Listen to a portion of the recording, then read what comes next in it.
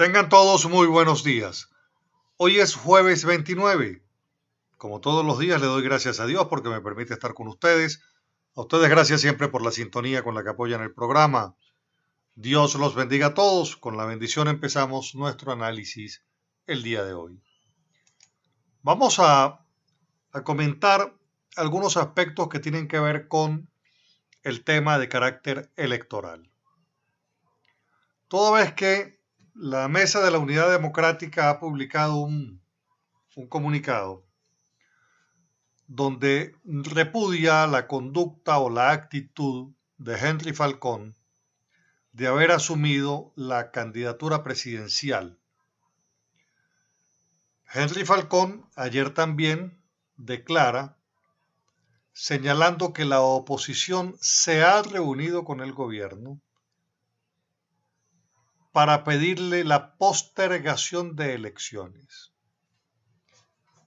Asegura Henry Falcón que los miembros de la Mesa de la Unidad han mantenido reunión el viernes, sábado y domingo, donde han discutido el tema de garantías electorales. Eso lo dice en una entrevista de radio que le hicieron ayer y señala que por la oposición han asistido Enrique Capriles, Stalin González, Enrique Márquez, Luis Aquiles Moreno por AD, Enrique Márquez y Stalin González por Un Nuevo Tiempo y Enrique Capriles por PJ. Y por el lado del gobierno han asistido los hermanos Rodríguez, Delcy y Jorge. Entonces, lo que Henry Falcón está diciendo de la MUD y lo que la MUD dice de Henry Falcón pareciera que es cierto, ¿no? Pareciera que es cierto. Y dice Falcón que en las reuniones exigen se postergue la fecha que se fijó para los comicios presidenciales, que se realice una observación internacional que pueda verificar el proceso,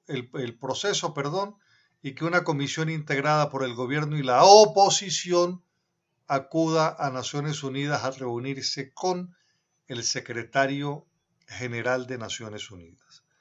Esto es lo que está diciendo Henry Falcón. Ahora bien, nosotros debemos tener claro que una cosa son condiciones y otra cosa son garantías. Son dos cosas diferentes. Y en estos comunicados, en estas declaraciones, la oposición acostumbra, la oposición partidista, la oposición MUD, acostumbra usar indistintamente la palabra condición a garantía. Y entonces, de esa manera, uno termina dándose una falsa ilusión o una falsa creencia de lo que efectivamente están pidiendo. Hoy este debate electoral por demás es altamente importante. Si nosotros lo revisamos, por un lado, desde el punto de vista de los procedimientos de carácter electoral, que hemos dicho que no cumplen los estándares ni siquiera establecidos en la Ley Orgánica de Procesos Electorales. Pero por otro lado, es importante ver cuáles son los candidatos, indistintamente de la posición política que nosotros ocupemos frente a Maduro. Hay unos candidatos que se han postulado y lo que quiero revisar con ustedes hoy es quiénes son, o sea, son alternativas, es algo distinto a lo que representa Maduro o es la misma línea de pensamiento de lo que es Maduro. De esa manera, entonces, nosotros tenemos que una condición electoral es una medida administrativa para que se puedan realizar elecciones en un ambiente más o menos confiable. En esa lista de medidas administrativas está, por cierto, la fecha de las elecciones, una auditoría al registro electoral, la observación internacional, entre otras. Esos son condiciones de carácter electoral.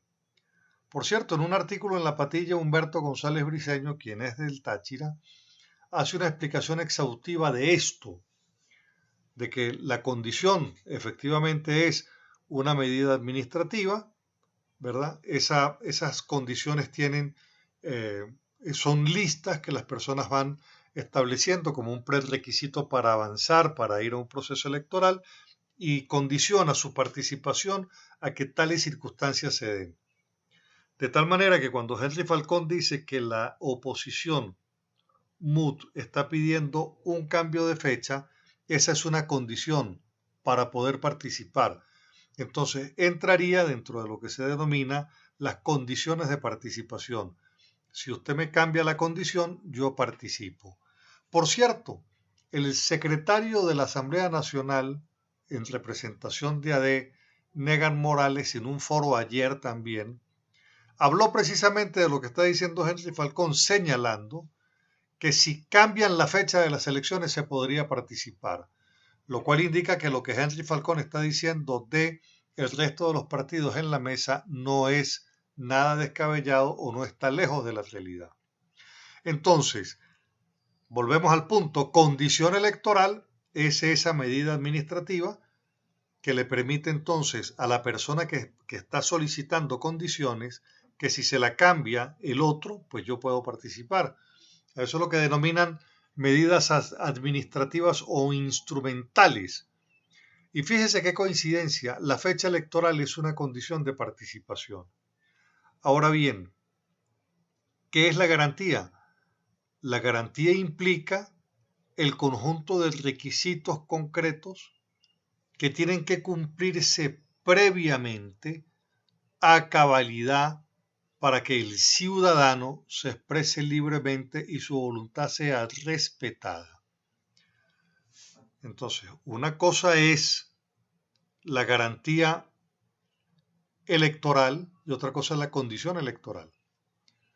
Si yo pido una garantía de transparencia, pues el Consejo Nacional Electoral tiene que ser imparcial. No puede estar comprometido ni por el gobierno ni por la oposición.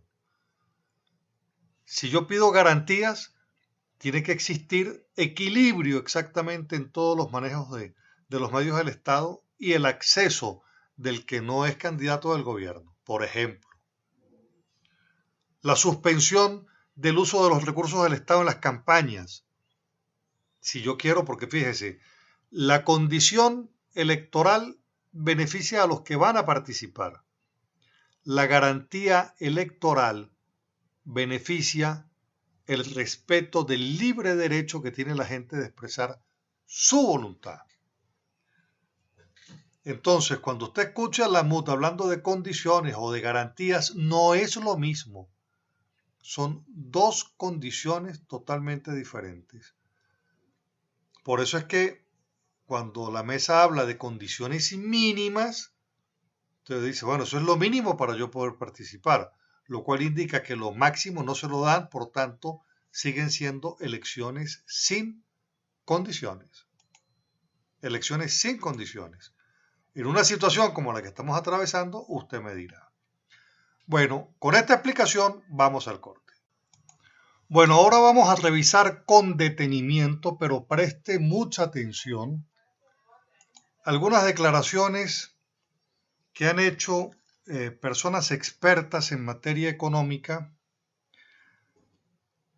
sobre el tema electoral, sobre el tema candidatural y sobre el tema económico, que me permite a mí ponerle en la mesa de su análisis una visión de lo claro que nosotros tenemos que tener cuando hacemos el análisis de cómo salir, qué es lo que hay que hacer.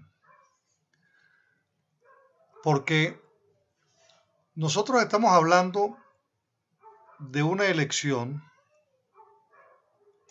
donde hay 6 candidatos. 6 candidatos que en mi criterio representan todos lo mismo. 6 candidatos presidenciales. dentro del marco de lo que esto que se ha denominado elección, a donde elección realmente no hay alternativas. Las personas que se han postulado son personas de un mismo pensamiento político, desde Nicolás Maduro, Henry Falcón, Luis Alejandro Ratti, el general Francisco Visconti, que fue golpista del 4 de febrero. Todos ellos siguen estando en la égida de un mismo pensamiento. En la égida de un mismo pensamiento.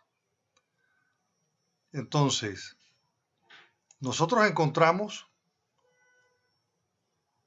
análisis sobre el tema económico, pero si todos están en la misma columna vertebral de pensamiento, pues obviamente que no va a poder existir un cambio en el modelo económico.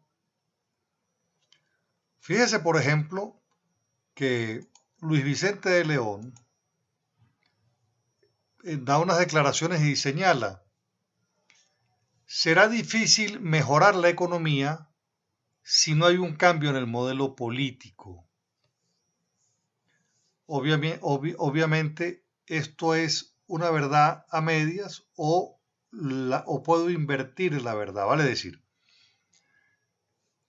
para que exista un cambio en el modelo político, tiene que haber un cambio en la concepción del Estado.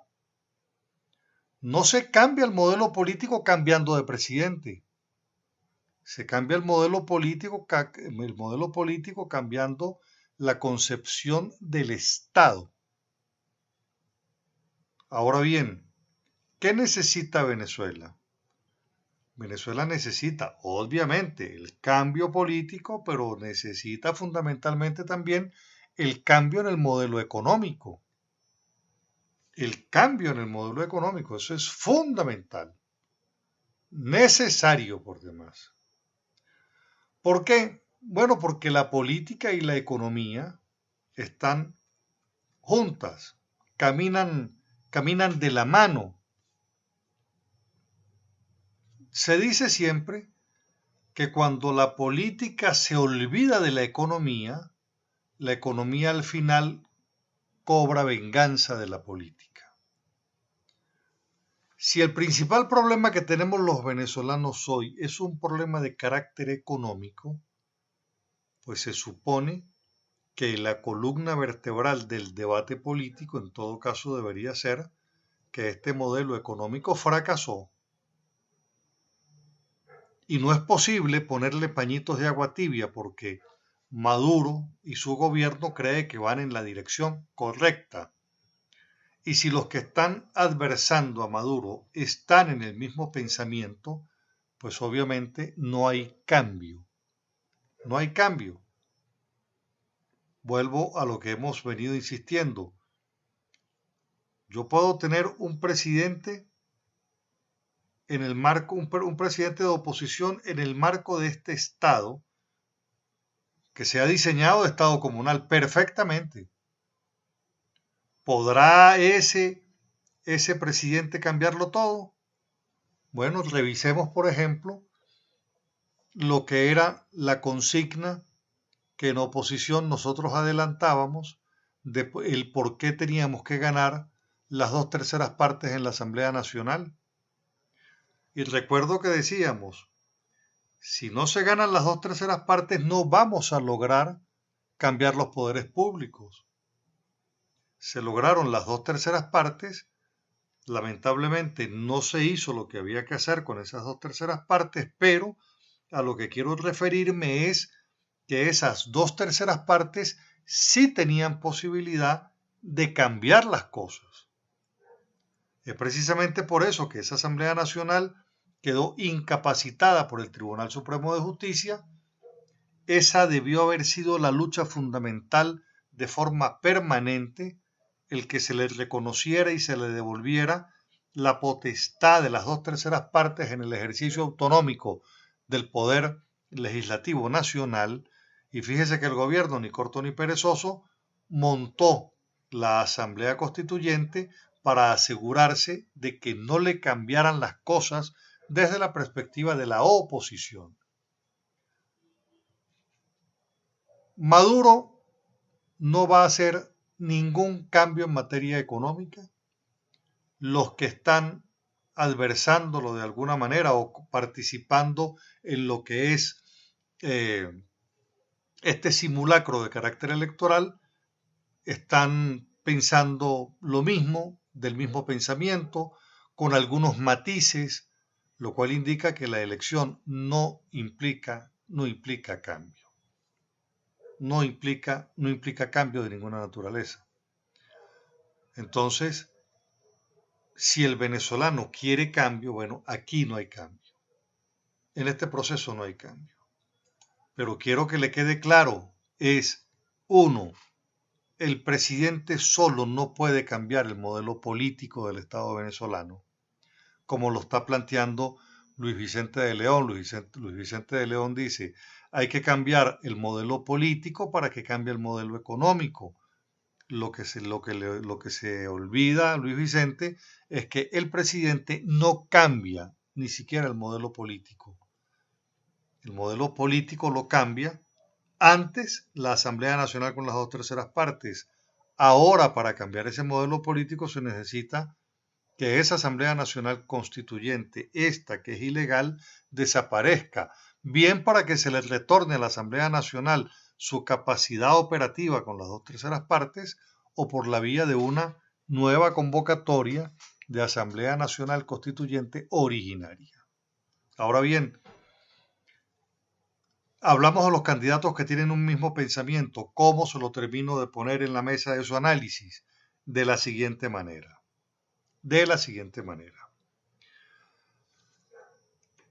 Mientras el Estado tenga más derechos sobre el ciudadano, ¿verdad?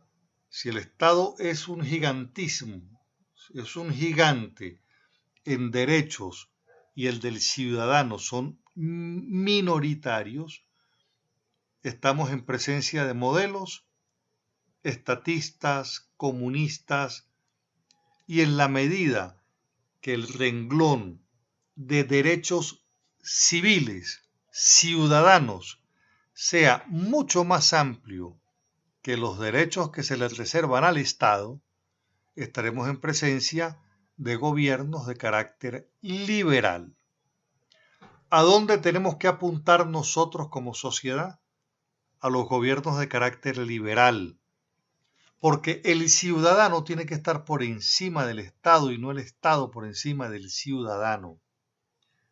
El Estado tiene que tener limitaciones frente al ciudadano y no ser el peso que el ciudadano siente, ¿verdad? Y que lo aplasta.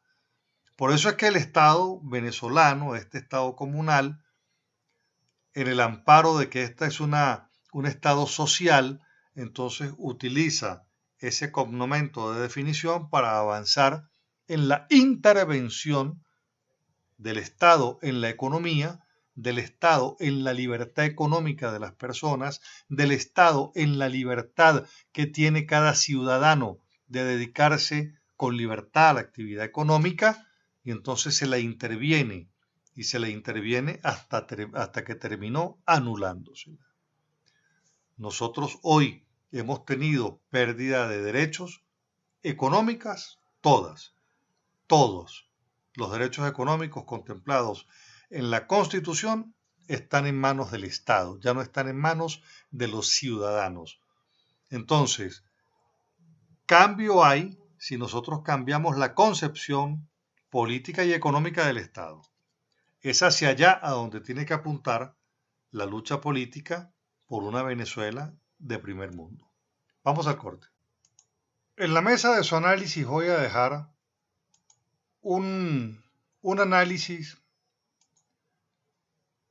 que quiero que comparta con las personas que usted conozca que sean chavistas, que quiero que comparta con las personas que usted conozca que estén dentro de las Fuerzas Armadas. En líneas generales, coméntelo con todo el mundo.